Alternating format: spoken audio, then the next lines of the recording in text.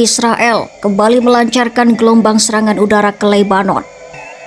Target utamanya jelas, yaitu Hizbullah, kelompok bersenjata yang selama puluhan tahun menjadi rival dan ancaman terbesar Israel di perbatasan utara. Namun kali ini, ada satu detail yang membuat serangan tersebut berbeda dari sebelumnya. Target yang dibidik bukan hanya infrastruktur umum milik Hizbullah, tetapi juga markas dan fasilitas pelatihan militer milik pasukan elit mereka yang dikenal sebagai pasukan Ratuan. Kelompok Ratuan adalah unit paling terlatih milik Hizbullah, pasukan yang dirancang untuk operasi lintas perbatasan dan infiltrasi ke wilayah Israel. Karena itu, serangan ini bukan sekadar respon militer, tetapi juga pesan politik. Israel ingin menunjukkan bahwa mereka siap menghancurkan kemampuan ofensif Hizbullah sebelum ancaman berkembang lebih jauh.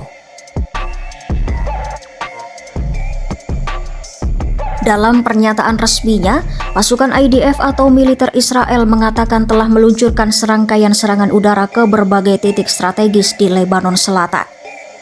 Serangan itu menargetkan bangunan, lokasi peluncuran roket, serta kompleks pelatihan milik Hizbullah. Menurut IDF, salah satu fasilitas yang dihantam adalah kompleks pelatihan pasukan Ratuan, tempat yang diduga digunakan untuk mempersiapkan operasi infiltrasi ke wilayah Israel. Dalam penjelasan mereka, Israel menyebut fasilitas tersebut sebagai tempat perencanaan serangan terhadap Israel dan pelatihan bagi unit elit Hizbullah. Militer Israel juga menuduh bahwa keberadaan fasilitas semacam ini di wilayah perbatasan melanggar kesepakatan deeskalasi antara Lebanon dan Israel.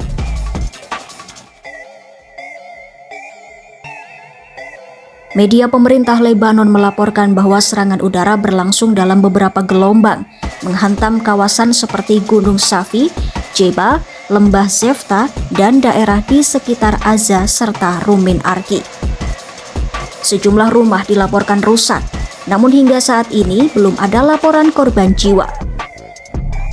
Meski begitu, masyarakat Lebanon semakin resah karena serangan udara semacam ini bukan peristiwa terisolasi, melainkan bagian dari pola serangan yang terus berulang dalam beberapa bulan terakhir.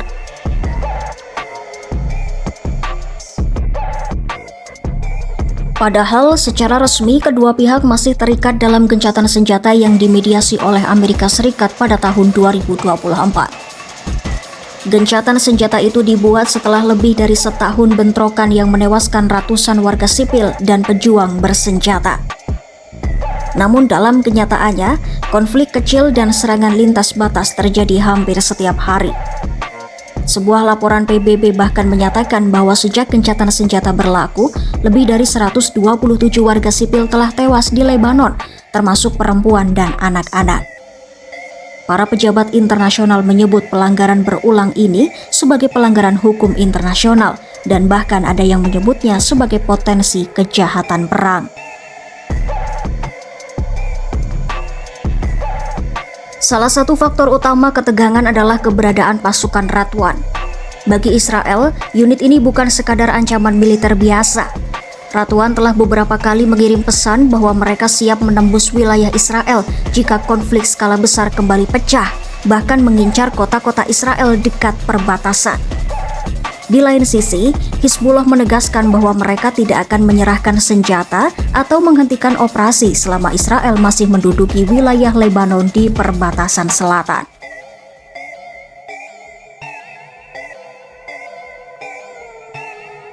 Meski serangan berlangsung, diplomasi tetap berjalan. Beberapa hari sebelumnya, utusan dari Israel dan Lebanon telah menghadiri pertemuan Komite Militer Pemantau Gencatan Senjata, sebuah langkah yang sebenarnya didorong oleh Amerika Serikat untuk mencegah perang besar. Presiden Lebanon, Joseph Aoun, bahkan menyatakan bahwa Lebanon memilih jalur negosiasi untuk menghentikan serangan yang terus terjadi di wilayahnya. Serangan terbaru Israel terhadap fasilitas militer Hizbullah, khususnya pasukan elit Ratuan, mengirim sinyal jelas bahwa konflik di perbatasan utara bukan mereda, tetapi justru memasuki fase baru. Kedua pihak kini tampak berada di persimpangan jalan antara kembali ke meja perundingan atau bergerak menuju eskalasi yang lebih besar.